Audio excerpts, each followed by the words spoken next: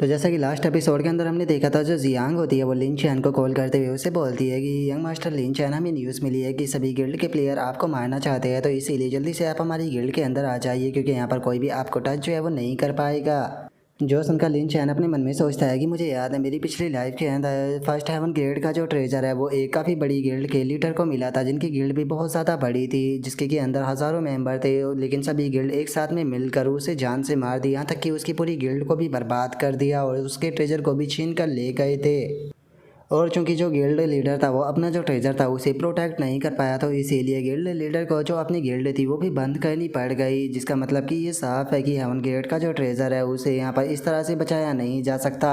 अगर मैं moon shadow guild के अंदर जाकर वहाँ पर पनाह लेता हूँ तो जो रिजल्ट है वो बिल्कुल सेम ही होगा, मेरे साथ में ही पूरी मून शैडो गिल्ड भी तबाह हो जाएगी। और अब इतना सोचकर लिन चैन जो होता है वो जियांग से बोलता है कि ये चीज़ जो है वो यूजलेस है, क्योंकि रियलिटी में भी देखा जाए तो लोग जो होते हैं वो प्रॉफिट के लिए अपनी ज़िंदगी को भी रिस्क में डाल देते हैं, दूसरों की लाइफ को सेक्रीफाइस कर देते हैं। तो बस ये तो एक गेम है, तुम्हें चिंता नहीं करनी चाहिए। और अगर यहाँ पर जो तुम्हारी गिल्ड है वो मेरी मदद करने की कोशिश भी करेगी तो तुम्हें जो बाकी की गिल्ड है वो टारगेट करना शुरू कर देगी, तो इसीलिए इस मैटर को मुझे ही हैंडल करने दो। और लिन चैन की इतना बोलते के साथ ही अचानक से उसे रैन की कॉल आ जाती है, जो कि बोलती है कि लिटिल लिन चैन, मेरे साइट के अंदर बहुत सारे लोग जो है वो तुम्हें पकड़ने की बात कर रहे हैं, तो इसीलिए जल्दी से अपनी लोकेशन मुझे भेज दो ताकि मैं वहाँ पर आकर तुम्हारी मदद कर सकूँ। जो सुनते के साथ ही लिन चैन जो होता है वो मुस्कुराते हुए अपने मन में सोचता है कि मैंने नहीं सोचा था कि इस लड़की के अंदर इतनी हिम्मत होगी कि ये मेरी इस तरह से मदद करने की बात करेगी। और इतना सोचकर लिन चैन जो होता है वो उससे बोलता है, तुम्हें यहाँ पर मेरी मदद करने के लिए आने की कोई ज़रूरत नहीं है, क्योंकि इस चीज़ से कोई फ़र्क नहीं पड़ता कि कितने लोग मेरी यहाँ पर मदद करते हैं, इससे कोई फ़ायदा नहीं होने वाला, तो इसीलिए तुम मेरी चिंता मत करो, मैं पूरी तरह से ठीक हूँ। जो सुनते के साथ ही रैन पूछती है कि क्या तुम सच कह रहे हो। जो सुनते के साथ ही लिन चैन से बोलता है कि हाँ बिल्कुल, और क्या तुम्हें सच में ऐसा लगता है कि तुम पावरफुल बन चुकी हो? अगर तुम यहाँ पर आती हो तो बेफालतू की अपनी लाइफ को रिस्क में ही डालोगी। जो सुनते के साथ ही जो रैन होती है वो उसे बोलती है कि ठीक है, मैं उम्मीद करती हूँ कि तुम इस चीज़ को हैंडल कर पाओ, लेकिन याद रखना अगर जो बात है वो ज़्यादा रिस्क पर चली जाती है तो यहाँ पर चुपचाप उन्हें जो आइटम है वो दे देना, क्योंकि मरकर अपने एक्सपीरियंस खोने से अच्छा है कि तुम उन्हें आइटम दे दो। जो सुनकर लिन चैन भी ओके बोल देता है। और अब उनके इतना बोलते ही हम देखते हैं कि लिन चैन वहाँ से जाने लगता है, जिसे देखकर वहाँ पर खड़े हुए लोग भी आपस में बातें करने लगते हैं। और एक बंदा बोलता है कि मुझे यकीन है कि ये कल तक सरवाइव नहीं कर पाएगा। जो सुनकर दूसरा बंदा बोलता है कि जैसे ये सिटी से बाहर निकलेगा देखना पावरफुल लोग इसके ऊपर अटैक करना शुरू कर देंगे। और उनके इतना बोलते के साथ ही तभी हम देखते हैं कि रॉयल फैमिली का एक कार जो होता है वो लिन चैन के पास में आते हुए उसे बोलता है कि यंग हीरो लिन चैन, जॉय और मेजेस्टी है वो आपसे मिलना चाहते हैं, तो क्या प्लीज़ आप मेरे साथ में चल सकते हो।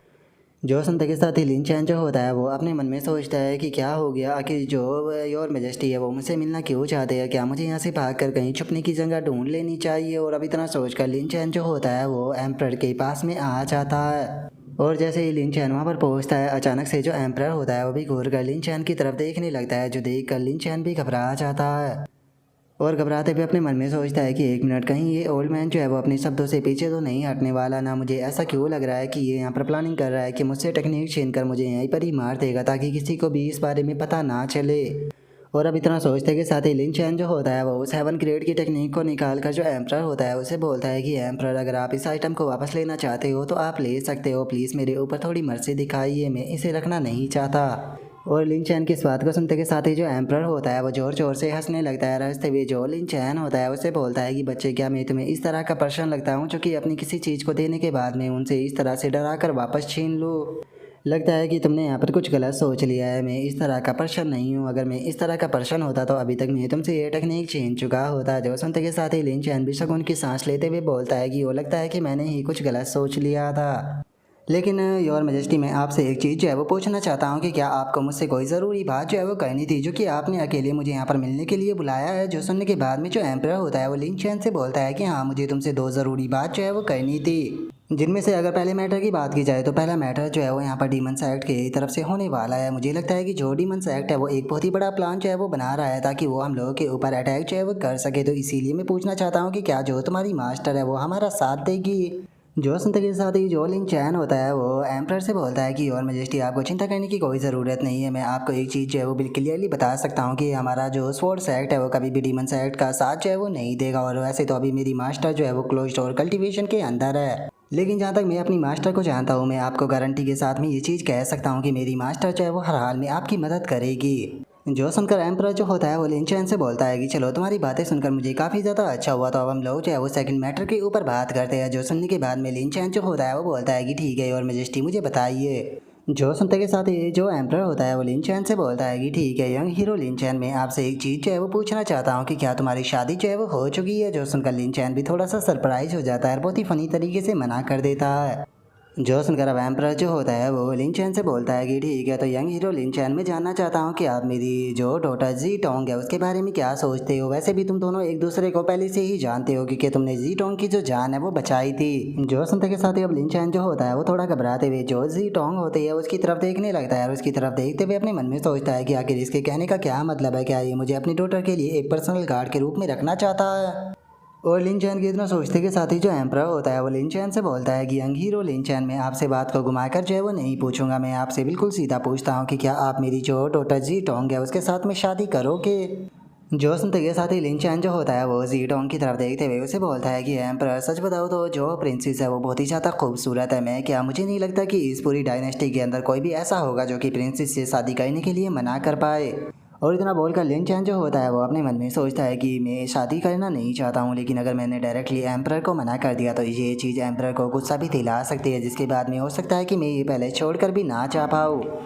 और लिन चैन के इतना सोचते के साथ ही जो एम्परर होता है वो जोर जोर से हंसने लगता है और हंसते हुए बोलता है कि सच में ये चीज़ तो काफ़ी ज़्यादा शानदार है, जैसे कि यंग हीरो लिन चैन से उम्मीद की जा सकती थी। जो सुनकर लिन चैन जो होता है वो एम्परर से बोलता है कि लेकिन योर मेजेस्टी, जैसा कि आप जानते ही हो कि मैं स्वॉर्ड साइड की जो मास्टर है उनका पर्सनल डिसाइपल हूँ, तो इसीलिए शादी का मैटर बहुत ज़्यादा बड़ा होता है, मैं एक बार अपने मास्टर की सलाह लेना ज़रूर चाहूँगा। मैं उम्मीद करता हूँ कि ये जो एम्परर है वो यहाँ पर मेरी बात को समझेगा, क्योंकि मेरे लिए मेरी मास्टर जो है वो बिल्कुल मेरी फैमिली की तरह है और मैं नहीं चाहता हूँ कि ज़िंदगी का इतना बड़ा डिसीजन जो है मैं बिना अपनी मास्टर की मर्ज़ी के ले लूँ। जो सुनते के साथ ही जो एम्परर होता है वो लिन चैन से बोलता है कि कोई बात नहीं, मैं तुम्हारी बात को समझ सकता हूँ, तो जब तुम्हारी मास्टर जो है वो सर्कुलेशन से बाहर आ जाएगी तो उसके बाद में तुम उससे इस मैटर के ऊपर बात जो है वो कर सकते हो। वैसे भी देखा जाए तो स्वॉर्ड स्पिरिट सेक्ट और जो हमारा इंपीरियल पैलेस है उन दोनों के बीच का जो रिलेशनशिप है वो काफ़ी ज़्यादा अच्छा है, मुझे नहीं लगता कि वो इस चीज़ के लिए मना करेगी। जो सुनकर लिन चैन जो होता है वो बोलता है कि मुझे भी यही उम्मीद है। और अब लिन चैन की इस बात को सुनकर जो एम्परर होता है वो वहाँ से जाने लगता है और वहाँ से जाते हुए लिन चैन से बोलता है कि ठीक है, तो तुम लोग जो है वो यहाँ पर एक दूसरे से बातें करो, मुझे यहाँ पर कुछ काम जो है वो निपटाने के लिए जाना है। और अब एम्परर के वहाँ से चले जाने के बाद में हम देखते हैं कि जो जी टोंग और जो लिन चैन होता है वो दोनों एक तालाब के पास में खड़े हुए होते हैं जहाँ पर कि दोनों कुछ भी नहीं बोल रहे होते। तभी जो लिन चैन होता है वो जी टोंग से कुछ बोलने की कोशिश करता है, लेकिन तभी जो जी टोंग होती है वो लिन चैन की बात को समझ जाती है और थोड़ा ऑकवर्ड होकर हंसते हुए लिन चैन से बोलती है कि यंग मास्टर लिन चैन, सच बताओ तो मैं यहाँ पर आपकी जो फीलिंग है वो जानती हूँ कि आप मुझे पसंद जो है वो नहीं करते हो, तो इसीलिए आपको चिंता करने की कोई ज़रूरत नहीं। लेकिन ये मैटर जो है वो दो ग्रेट फैमिलियों के बीच का है और हम लोग जो है वो ग्रेट फैमिली से बिलोंग करते हैं, इसीलिए यहाँ के जो ये प्राइवेट मैटर होते हैं इन्हें हम खुद लोग जो है वो डिसाइड नहीं कर सकते। जो सुनने के बाद में लिन चैन उसे बोलता है कि प्रिंसेस बहुत बहुत शुक्रिया मेरी फीलिंग को समझने के लिए, और आपको चिंता करने की कोई ज़रूरत नहीं है। ऐसा नहीं है कि मैं आपको पसंद जो है वो नहीं करता हूँ, जब मैं यहाँ से वापस लौटूंगा तो मैं अपनी मास्टर से ये डिस्कशन जो है वो ज़रूर करूँगा। और इतना बोलते के साथ ही लिन चैन जो होता है वो घबराते हुए अपने मन में सोचता है कि अगर मैं इस शादी के लिए मान चाहता हूँ तो मुझे पक्का यकीन है कि मास्टर जब सर्कुलेशन से बाहर आएगी तो वो तो मुझे जान से ही मार देगी। और लिन चैन के इतना सोचते के साथ ही उसके पास में नोटिफिकेशन आती है जहाँ पर कि उसे पता चलता है कि जो जी टोंग है उसकी फेवरेबिलिटी 10 बढ़ चुकी है, जहाँ पर क्या उसकी टोटल फेवरेबिलिटी जो है वो 35 हो चुकी है। जिससे देखकर लिन चैन जो होता है वो अपने मन में सोचता है कि अगर इसी स्पीड के साथ में प्रिंसेस की फेवरेबिलिटी जो है वो बढ़ती रही तो मुझे यकीन है कि ये जल्दी ही 100 पर पहुंच जाएगी। लेकिन उसके बाद भी मैं यहाँ पर किसी इंपीरियल फैमिली के अंदर शादी जो है वो नहीं करना चाहता हूँ, क्योंकि अगर मैं इंपीरियल फैमिली के अंदर शादी कर लेता हूँ तो मुझे इंपीरियल फैमिली के साथ में जुड़ना पड़ेगा, जिसके कारण मैं अपनी जो फ्रीडम है उसे पूरी तरह से खो दूँगा, जो कि मैं बिल्कुल भी नहीं चाहता हूँ। और अब इतना सोचकर लिन चैन जो होता है वो वहाँ से जाते हुए बोलता है कि ठीक है प्रिंसेस, अब मेरे भी यहाँ से जाने का टाइम जो है वो आ चुका है, क्योंकि जल्दी ही जो मास्टर है वो भी सर्कुलेशन से बाहर आने वाली है। जो सुनकर जी टोंग जो होती है वो भी लिन चैन को ओके बोल देती है, जिसके बाद में अब जो लिन चैन होता है वो भी सिटी से बाहर आ जाता है और सिटी से बाहर आने के बाद में एक लंबी सांस लेते हुए बोलता है कि चलो फाइनली मैं सिटी से बाहर आ गया। और लिन चैन के इतना बोलते के साथ ही कुछ लोगों के चिल्लाने की आवाज़ आती है, जो कि बोलते हैं कि यही वो लिन चैन है जिसके पास में हेवन ग्रेड की सीक्रेट टेक्निक है। और अब इतना बोलते के साथ ही हम देखते हैं कि वहाँ पर काफ़ी सारे बंदे जो होते हैं वो आने लगते हैं, जो कि वहाँ पर आते हुए बोलते हैं कि पूरा का पूरा सर्वर जो है वो इस टाइम पर इसे ही ढूंढ रहा है, लेकिन जरा देखो तो ये तो किंग लॉन्ग पैलेस में छुपा हुआ बैठा है। जो सुनकर एक और बंदा जो होता है वो बोलता है कि इसका नसीब बहुत ज़्यादा बेकार है, जो कि इसका सामना हम लोगों से हो गया, क्योंकि अब इसका यहाँ से बचकर भागने का कोई भी चांस नहीं है। और इतना बोलते के साथ ही अब वे लोग जो होते हैं वो लिन चैन को चारों तरफ से घेरना शुरू कर देते हैं और लिन चैन को घेरते हुए उसे बोलते हैं कि लिन चैन अब तुम्हारे ख़त्म होने का टाइम जो है वो आ चुका है। जो सुनकर एक और बंदा जो होता है वो बोलता है कि आज के दिन जो हमारी ब्लड गिल्ड है वो पूरी तरह से तुम्हें ख़त्म कर तुम्हारे सारे ट्रेजर जो है वो ले लेगी। और उनके इतना बोलते के साथ ही उनमें से एक और बंदा जो होता है वो हंसकर चिल्लाते हुए जो लिन चैन होता है उसे बोलता है कि लिन चैन अगर तुम्हें ऐसा लगता है कि तुम यहाँ से बचकर भाग सकते हो तो इस चीज़ को अपने दिमाग से निकाल दो, क्योंकि चाहे तुम कितनी भी कोशिश क्यों ना कर लो लेकिन तुम यहाँ से बचकर नहीं भाग पाओगे। और अब उन लोगों के इतना बोलते के साथ ही जो लिन चैन होता है वो भी उन लोगों की तरफ देखने लगता है और उन लोगों की तरफ देखते हुए उनसे पूछता है कि आखिर तुम लोग जो है वो कौन हो। और लिन चैन की इस बात को सुनते के साथ ही उनमें से एक बंदा जो होता है वो हंसते हुए जो लिन चैन होता है उसे बोलता है कि मेरा नाम जो है वो जियाओ यान है, या फिर तुम मुझे अपना फादर भी कह सकते हो। और अब उस लड़के के इतना बोलते के साथ ही हमारा आज का एपिसोड जो होता है वो यहीं पर ही कंप्लीट हो जाता है। तो नेक्स्ट एपिसोड के अंदर देखिए कि आगे क्या होता है। अगर आप लोगों को वीडियो अच्छी लगी हो तो लाइक करना, चैनल को सब्सक्राइब करना। मैं मिलता हूँ आप लोगों से नेक्स्ट एपिसोड के अंदर, तब तक के लिए बाय बाय गाइस।